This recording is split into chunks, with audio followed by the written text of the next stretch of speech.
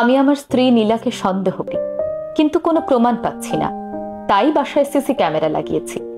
ব্যাপারটা শুনতে অদ্ভুত লাগছে, কিন্তু আমাকে আমার পরিবারের জন্য এটা করতে হচ্ছে। নীলাদ্রিকে আমি ভালোবেসেই বিয়ে করেছি। 3 বছর প্রেম করে অনেক যুদ্ধ শেষে বিয়ে। কিন্তু আমি সংসারের জন্য দিনরাত কাজ করতে করতে আর বড় ছেলেটা আর ছোট মেয়েটা হওয়ার পর ভালোবাসা বলতে ওই ফেসবুকে ছবি আপলোড করে ভালোবাসি বলাতেই সীমাবদ্ধ হয়ে রইল। নীলাকে এখন আমি চিনতে পারি না। কি খিটখিটে আর ঝগড়াটে হয়েছে। কথায় কথায় খোঁটা দিয়ে কথা বলে। সারাক্ষণ রাগ যেন নাকের ওপর। প্রায় দেখি সন্ধ্যা অবধি চুল ভেজা। জিজ্ঞেস করলে বলে কাজ করতে করতে দেরিতে স্নান। কি এমন কাজ করে? মা বাবা আর 2টো বাচ্চা। ভাব এমন যেন মায়েদের মতো 15-20 জনের কাজ করছে। কোনো কাজ ঠিক মতো করে না। একটা জিনিস পাওয়া যায় না। মাঝে মধ্যে শার্ট অব্দি আয়রন করা পাওয়া যায় না। রান্নায় কোনোদিন ঝাল বেশি তো কোনোদিন লবণ নেই। সারাক্ষণ অনলাইনে থাকে। জিজ্ঞেস করলেই বলে একবার হয়তো ঢুকি আর অফ করা হয় না। তাই আমার সন্দেহ লাগে। তাই কাল চুপি চুপি সারা ঘরে ক্যামেরা লাগিয়েছি। অফিস থেকে বসে দেখব। আমি মনিটর অন করলাম। ফাইলগুলো নিয়ে চোখ বুলাচ্ছি।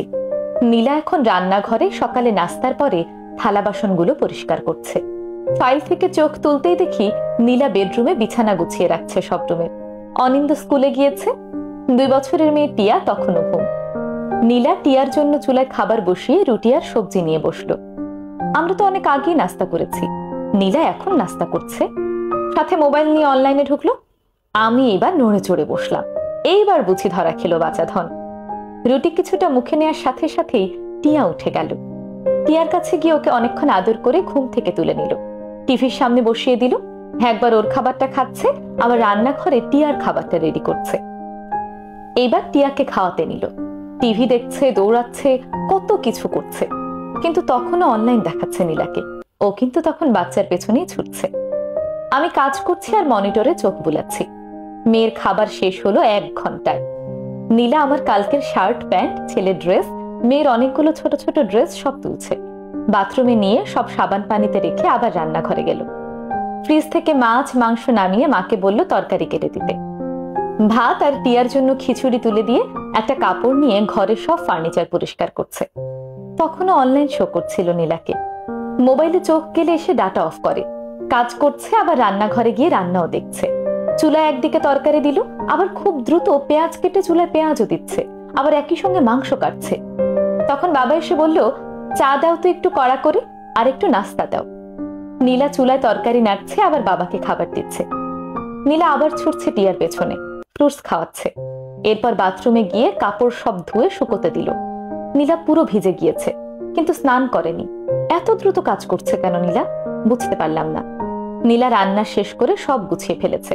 তখন মা এসে বলল বেগুন ভর্তা করো তো একটু শুটকি দিয়ে। নীলা মায়ের দিকে তাকিয়ে রইল, কিন্তু কোনো কিছুই বলল না। হঠাৎ আমার ব্যাপারটা চোখে লাগলো। নীলা রাগও দেখালো না। এটা হয়তো প্রতিদিন চলতে চলতে নীলার রাগ অনেকটাই এখন থেতো হয়ে গিয়েছে। অসহায় লাগছে। নীলা আবার মেয়ের খাবার নিয়ে ছুটছে। কি দুষ্টুমি! যখন খাচ্ছে না তখন একটা থাপ্পড় দিল। তখন মা এসে নীলাকে উল্টা বকা দিয়ে টিয়াকে নিয়ে গেল। খাবার রয়ে গেল। নীলা একটু চা খেতে নিল, তখন টিয়া আবার কান্না। ওকে তখন ঘুম পাড়িয়ে দিল।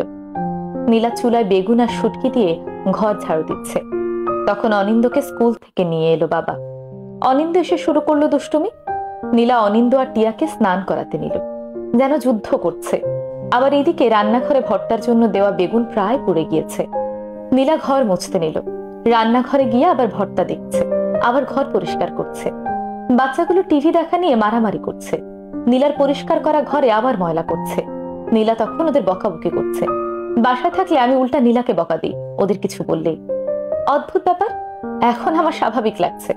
নীলার জায়গায় আমি হলে আরো বেশি রাগ করতাম মনে হচ্ছে। নীলা ঘর মুছে বাথরুমগুলো পরিষ্কার করছে। তখন প্রায় 2টা।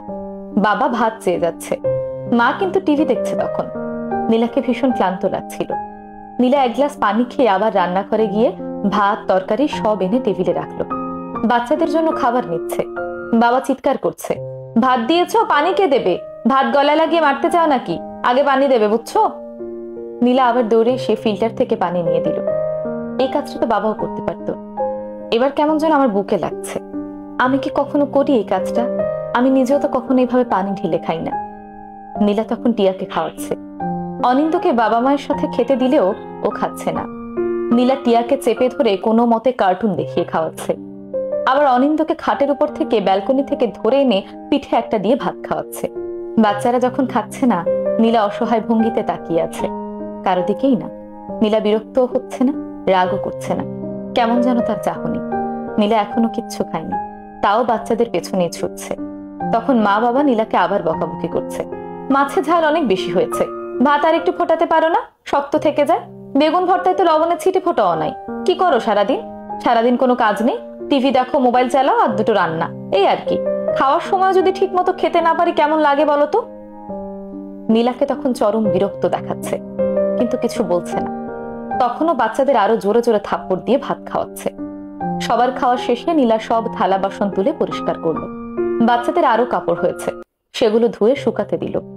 ব্যালকনির চারাগুলোর যত্ন করে নিজে স্নান করতে গেল। হোমা, নীলা 10 মিনিটে বের হয়ে গেল। নীলা খেতে বসলো তখন প্রায় 3:30। নীলা আবার মোবাইল হাতে নিল, কিছুক্ষণ ফেসবুক চালিয়ে ওর মায়ের সাথে কথা বলছে। নীলা ভাত খাচ্ছে, তখন বাবা এসে টিয়াকে দিয়ে গেল। বাবা ঘুমাবে, টিয়া বিরক্ত করছে, তাও খেয়ে নিল। নীলাকে এখন ভীষণ ক্লান্ত লাগছে, কিন্তু রেস্ট নিতে পারছে না। টিয়া ঘুমাচ্ছে না। টিয়া ঘুমালো 5টার দিকে। অনিন্দ তখন কি যেন ভেঙে ফেলেছে, ওটা পরিষ্কার করে আবার শুয়ে পড়লো। 5:30টায় বাবা আবার চা চাইছে। মা চিৎকার করছে, এতক্ষণ কিসের ঘুম? ঘরের বউ এতক্ষণ ঘুমালে তো ঘর লক্ষ্মী ছাড়া হবে। নীলা উঠতে পারছে না, পা রাখতে পারছে না, তাও উঠে আবার ঘর ঝাড়ু দিচ্ছে, বাবাকে চা দিচ্ছে, সবার জন্য নুডলস বানিয়ে আমার জন্য কিছুটা রেখে দিল। অনিন্দকে পড়াতে বসেছে আর বারবার বাইরের দিকে দেখছে, হয়তো আমার অপেক্ষায়। তখন আমার বুকটা আবার থম দিয়ে উঠল। অফিস থেকে বের হওয়ার আগে দেখলাম শার্ট আয়রন করছে, তারপর শুয়ে আছে, কোমর ধরেছে। বাসায় ফিরে এলাম। আজ নীলার সাথে চোখ মেলাতে পারছি না, কিন্তু এটা নীলা 10 বছর ধরে করে আসছে। কতদিন হিসাব করলে আমি নীলার সামনে দাঁড়াতেই পারবো না। পরের দিনও সেম রুটিন নীলার, কোনোদিন আরো বেশি। মাঝে মাঝে টিয়াকে কোলে নিয়ে কাজ করে, কারোর সাথে মোবাইলে কথা বললে সেটাই ওর কথা। সারাদিন আর কার সাথেই বা কথা ওর? আমি তো দরকার ছাড়া পাশে বসে কখন গল্প করেছি ভুলে গিয়েছি। এইভাবে 3-4 দিন দেখার পর নিজেকে ভীষণ অপরাধী লাগছে। কত আদরের মেয়ে ছিল নীলা, 10টায় ঘুম থেকে উঠে ভার্সিটিতে যেত, আমার সাথে দেখা করতে এলে কত সেজে গুজে আসতো, অনেক লম্বা চুল ছিল, যত্ন করত। আর এখন আমার ঘর, আমার সন্তানদের জন্য তো কোনো শখ ওর নেই, আর আমি ওকে ভালোবাসতেই ভুলে গিয়েছি। তখন আমার কলিগ শফিক সাহেব এলো। ওনাকে বললাম, শফিক ভাই, আপনার মিসেস তো জব করে, ঘরের কাজ, বাচ্চা, আপনার মা বাবা কে দেখে? তখন তিনি বললেন, আমার মিসেস অনেক কাজ করে ভাই, সকালে উঠে রান্নাটা করে আসে, 2টো কাজের মেয়ে আছে, একটা বাচ্চা দেখে আর একটা ছুটা কাজ করে। মা বাবা অসুখ বিসুখ হলে ঝামেলা একটু পড়ি, নার্স আনতে হয়। বাচ্চাটা সবে স্কুলে দিয়েছি, তার জন্য ও টিচার আছে। বেতন কেমন তাদের? ওরে বাবা, সেটা বলবেন না। ছুটা বুয়ার বেতন 2000 টাকা, পার্মানেন্টটা 5000 টাকা, টিচারের 3000 টাকা, নার্স আনলে তো ডেইলি 1200 টাকা। আপনার তো ভাই সেসব খরচ নেই, সব একা মিসেসই করে ফেলে। আর আমরা ছুটির দিনে প্রায় ঘুরতে যাই, মিসেস সারা উইকে কাজ করে রিল্যাক্স যায়। তারপরও ভাই, কাজের মেয়েদের ধন্যবাদ দিতেই হয়। আমার মিসেস সারাদিন কাজ করে আবার ঘরের সব দিক নজর দেয়। কাজের মেয়েটাকে আসলেই ধন্যবাদ, এত কিছু সামলায়। আমার নিজেকে এখন অপদার্থ মনে হচ্ছে। টাকা দিয়ে কাজ করানো কাজের মেয়েকেও ধন্যবাদ দেয়া যায়, কিন্তু সবকিছু বিসর্জন দিয়ে যে এত বছর ধরে আমার সংসার বিনা বেতনেই করে যাচ্ছে, তাকে কখনো কি আমি ধন্যবাদ দিয়েছি একটি? এখন আমি টুকটাক কাজ করে দিই নীলাকে, নিজের কাপড় নিজে ধুয়ে ফেলি। নীলাকে বলি, আগে তো কত সেজে থাকতে, যত্ন করতে, এখন করো না কেন? তখন নীলা বলে, আগে তো দেখার মানুষ ছিল, এখন আছে নাকি? আমাকে বলো কি কি লাগবে, এনে দেব।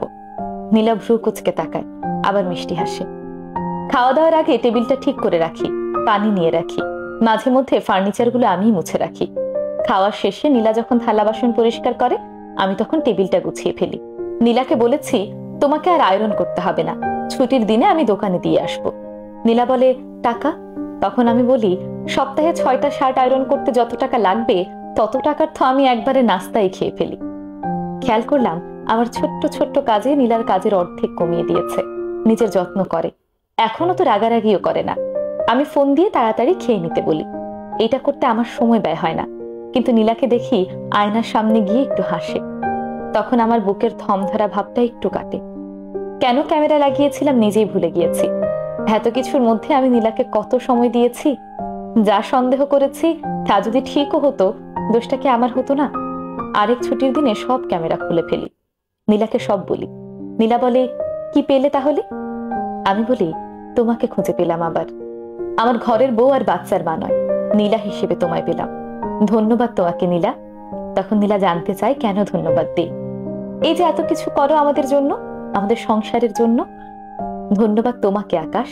আমার মতো হাজারো নীলা তো প্রতিটি ঘরেই আছে, যারা সবটা দিয়েও সামান্য ধন্যবাদ আশা রাখে না। কিন্তু তোমার মতো দেরিতে হলেও কয়জন সেটা বুঝতে পারে বলো তো? তাই তা তোমাকে ধন্যবাদ হিসেবে জামদানি দিব ভাবছিলাম। তাহলে লাগবে না মনে হয়, তাই না? ওমা, কেন লাগবে না? আর আমি তোমাকে ধন্যবাদ হিসেবে তিতা করলে রস খাওয়াবো কাল থেকে। তোমার কিন্তু পেট বেড়ে যাচ্ছে। এমা না না। নীলা তখন উচ্চস্বরে হেসে উঠল, ঠিক আগের প্রেমিকার মতো। ও তো প্রেমিকাই রয়ে গিয়েছে, শুধু আমি প্রেমিক হতে ভুলে গিয়েছি। নীলা হাসছে, তার সাথে হাসছে ঘরের দেওয়ালটা। ছবির ফ্রেমটা দেখি দুলে দুলে হাসছে। বারান্দার সিল্কের পর্দাটা খুব জোরে বাতাসে দুলছে। বারান্দার নয়নতারা ফুলের গাছটা হাওয়ার ঝোঁকে হাসছে নীলার হাসির সাথে।